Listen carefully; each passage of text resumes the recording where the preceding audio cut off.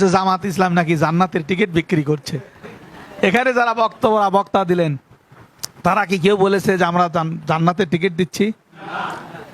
আমি আপনাদেরকে জান্নাতের রাস্তা দেখাচ্ছি, এই রাস্তা গেলে জান্নাত, ওই রাস্তা গেলে জাহান্নাম। যাবেন কি যাবেন না এই দায়িত্ব। জান্নাত আলেম ওলামারা বিক্রি করবে না। আমি ধরলাম তাদের কথায় যে জামাত ইসলামের লোকেরা জান্নাতের টিকিট বিক্রি করতেছে।